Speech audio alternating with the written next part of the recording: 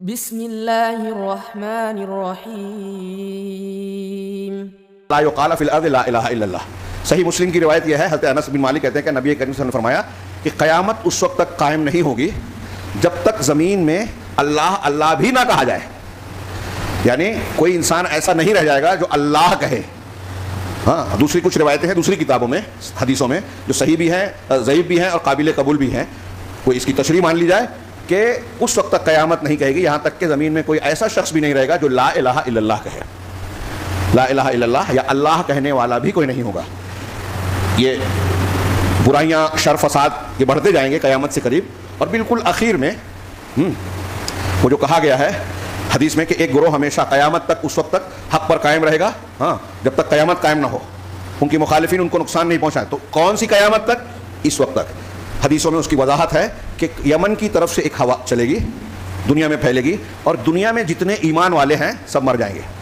اگر ایمان ہے بھی تو سب مر جائیں گے، اور جب وہ مر جائیں گے، ختم ہو جائیں گے، وہ ہوا جن کو ایمان والوں کو لگے گی مر جائیں گے۔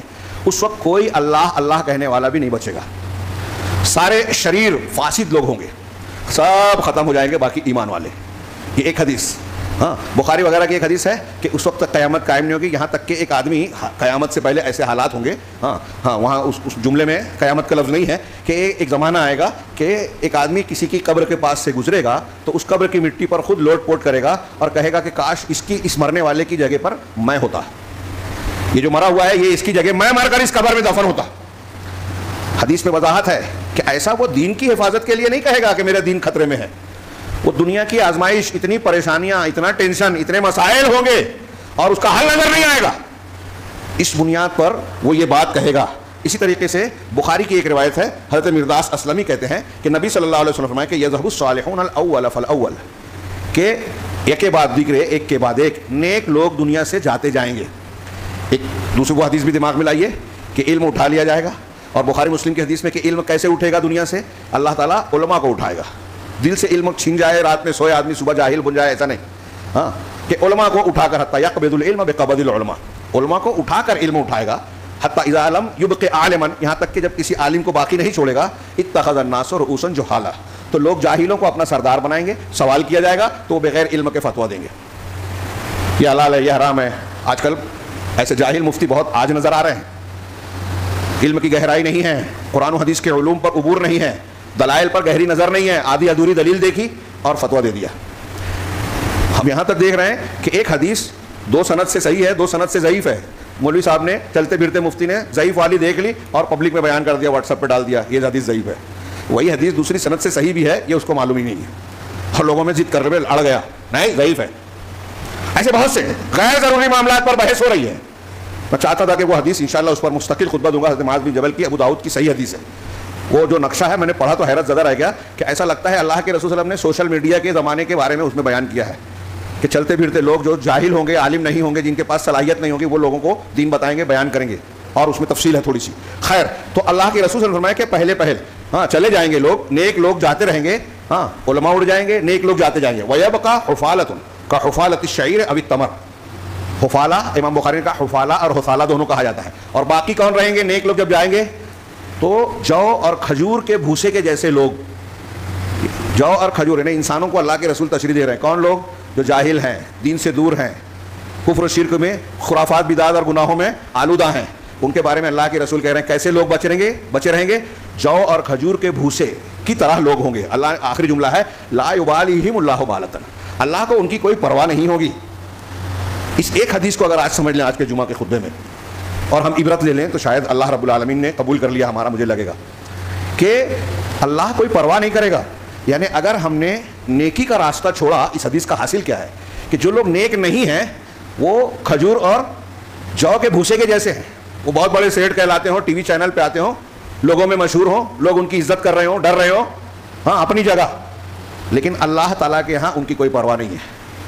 میں سوچتا ہوں تو دہل جاتا ہوں، غور کیجئے، آج کتنے مسلمان ہیں، کہیں مارا جاتا ہے، مسلم عورتوں کو پہلے عزتیں لوٹنا اور ان کو قتل کرنا اور ان کے ساتھ بدسلوکی کرنا یہ ہوتا تھا، آج ارتداد ہے۔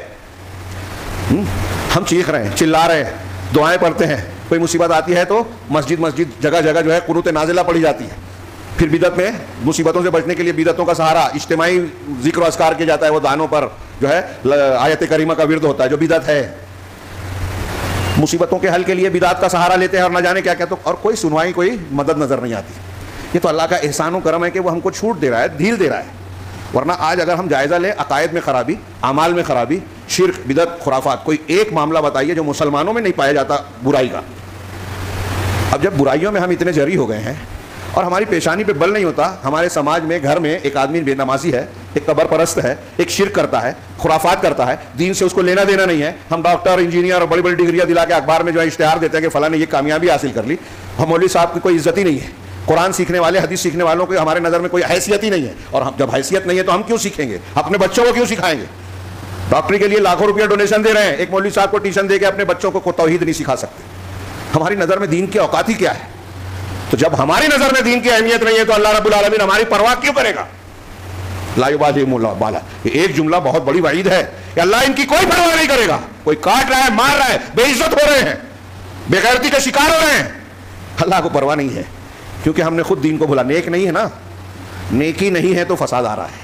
اسی طریقے سے اللہ کے نبی صلی اللہ علیہ وسلم کا ارشاد کہ ایک قیامت کی نشانیاں آپ بہت سنتے ہیں, علم اٹھا لیا جائے گا, جہالت عام ہو جائے گی, زنا عام ہوگا, قتل کثرت سے ہوگا, لوگ جاہلوں کو رئیس بنائیں گے, بخیلی اور حرص عام ہو جائے گی. ایک آدمی پیسے میں بخیلی کرے صرف یہی نہیں ہے, علم ہے, علم نہیں بانٹ رہا ہے, صحیح بات جانتا ہے, حلالے کا فتویٰ دے رہا ہے مولوی صاحب, اور جانتے ہیں کہ حلالے پر اللہ کے رسول نے لعنت بھیجی ہے, پھر بھی فتویٰ اس کے خلاف دے رہا ہے. دین کو کھلواڑ بنا رہا ہے, اپنے مسلک کی بچانے کی کوشش کر رہا ہے, دین کی بے عزتی کر رہا ہے. ایسے کتنے امور ہیں. تو گویا قیامت کے قریب آنے کا یہ معاملہ ہوگا جیسے جیسے. اسی طرح ایک روایت پیش کر کے نتیجے کی بات کروں. نبی کریم صلی اللہ علیہ وسلم نے فرمایا, ایک لمبی روایت ہے بخاری کی, ایک دیہاتی آیا, اس نے پوچھا قیامت کب واقع ہوگی, آپ بات کر رہے تھے, پہلے جواب کا نہیں دیا. لوگوں نے, کسی نے کہا کہ آپ نے سنا نہیں, کسی نے کہا سنا مگر پسند نہیں کیا. پھر جب آپ بات سے فارغ ہوئے تو اس سے پوچھا کہ قیامت کے بارے میں پوچھنے والا کہاں ہے؟ تو اس دیہاتی نے کہا میں. تو آپ نے ایک مختصر سا جواب دیا, ایک کتاب ہے, یہ جواب ایک کتاب ہے. آپ نے فرمایا اذا ضیعت الامانۃ فانتظر الساعہ. اور دیکھ لیجیے اس کی تفسیر, آج دینی معاملات ہوں, ادارے ہوں, مسجد ہو, گھر ہو, اسکول ہو, سب جگہ, میونسپلٹی, کارپوریشن, حکومت, سب جگہ یہ نظر آئے گی اللہ کے رسول کی حدیث کا نتیجہ کہ جب امانت کو ضائع کیا جانے لگے تو قیامت کا انتظار کرو. مطلب کیا کہ دنیا اور دین کے معاملات کی ذمہ داری ایسے لوگوں کو دی جائے گی جو اس کے اہل اور لائق نہیں ہیں. علماء کو کنارے کرو, جاہلوں کو ٹرسٹی بناؤ. علماء کو دور کرو, جاہلوں کو جماعت کا جو ذمہ دار بناؤ. اور جاہل دین کی مصلحت, منہج کی مصلحت نہیں جانتا, وہ اپنی مصلحت میں رہتا ہے کہ میرے عہدے پر لوگ جو ہے مولوی صاحب کے پیچھے جا رہے ہیں, اس مولوی کا پتہ کاٹو, آدمی لگائیں گے, ان کے خلاف واٹس ایپ میں ڈالو, یہ کرو, وہ کرو, فساد پھیلاؤ, بے عزت کرو, لوگ ان سے دور ہوں, بدگمان ہو. یہ اگر دین کا کام کر رہا ہے تو اسے روکا جائے. اس کو ممبر پر چڑھنے مت دو, اس کا فلاں پروگرام ہے کینسل کرواؤ, اس کے خلاف, اس کے پروگرام کے خلاف میں یہ پروگرام طے کراؤ. یہ کیا ہے حق؟ اس کا مطلب یہ ہوا کہ دین کی اہمیت نہیں ہے, عالم کے اور علم کی عزت نہیں ہے. آپ کے اپنے جھگڑے اور انا کا یہ مقام ہے کہ اس کے آگے آپ دین کے تقاضوں کو پامال کریں, اور پبلک دیکھ رہی ہے. ہاں یہ تو ان کا اپنا جھگڑا ہے. تو اللہ کیوں پرواہ کرے گا ایسے لوگوں کی؟ آپ کے اندر پیاز لہسن کی, گیہوں چاول کی جتنی اہمیت ہے اتنی دین کے کام کی اہمیت نہیں ہے. اس کے لیے آپ جتنا وقت دیتے ہو, مرتے ہو, اس کے لیے آپ دین کے لیے اتنا آپ کے نزدیک یہ بھی نہیں کہ کون اس جھنجھٹ میں پڑے. تو ادرک لہسن کی جھنجھٹ میں آپ پڑھیں گے, دین کی شرک توحید کی جھنجھٹ میں نہیں پڑھنا چاہتے, جماعت کے معاملات حل نہیں کرنا چاہتے, اس کے لیے وقت ہی نہیں ہے. ہاں تحقیق کریں گے, ٹانگ کھینچیں گے, اس کے لیے بہت بھرپور وقت ہے. یہ چند روایات پیش کری, اور بھی دلیلیں ہیں. ان دلیلوں کو جو میں نے پیش کیا اور کچھ جو نہیں پیش کیا, اس کا ایک نتیجہ نکالیے. کیا نکلا؟ کہ دنیا میں جب تک اللہ تبارک و تعالیٰ کے دین کو غلبہ رہے گا, آپ اور ہم, یہ جو بھی طبقہ, سماج, معاشرہ, لوگ دین کے تقاضے پر عمل کریں گے, تب تک اللہ کی مدد ہوگی, نصرت ہوگی, غلبہ ہوگا. جیسے جیسے دین پر عمل کم ہوتا جائے گا, اللہ کی مدد کم ہوتی جائے گی, یہاں تک کہ, اور فساد آئے گا, بگاڑ آئے گا, عذاب آئے گا, یہاں تک کہ جب دنیا میں کوئی اللہ اللہ لا الہ الا اللہ بولنے والا نہیں بچے گا تو بڑی قیامت آئے گی. غور کیجئے, بہت اہم نتیجہ بتا رہا ہوں کہ تباہی کب آئے گی, قیامت آئے گی تو یہ دنیا, زمین, آسمان, کائنات سب ختم ہو جائے گا نا. آسمان زمین سب ٹوٹ پھوٹ جائے گا, اللہ ختم کر دے گا. قرآن میں اس کے مناظر کھینچے گئے ہیں. یہ سارے آسمان, زمین, سمندر سب تباہ ہو جائیں گے. کب ہوں گے تباہ؟ جب اللہ اللہ بولنے والا بھی کوئی نہیں رہے گا. تو آپ چاہتے ہیں کہ تباہی سے, ہم چاہتے ہیں کہ تباہی سے بچیں, تو اللہ اللہ لا الہ الا اللہ بولنا سیکھیں. اور لا الہ الا اللہ کے تقاضے پہ ہم جتنا عمل کرتے جائیں گے, اس کی شرائط پر جتنے پورے اترتے جائیں گے, اتنا اللہ کی مدد ہم کو ملے گی, اللہ تبارک و تعالیٰ کا سہارا ملے گا. السلام علیکم. ویڈیو پسند آنے پر اپنے دوستوں کے ساتھ واٹس ایپ اور سوشل میڈیا پہ ضرور شیئر کریں۔ شرک، بدعت اور گمراہی سے باخبر رہنے کے لیے اہل حدیث علماء چینل کو ضرور سبسکرائب کریں۔ جزاک اللہ۔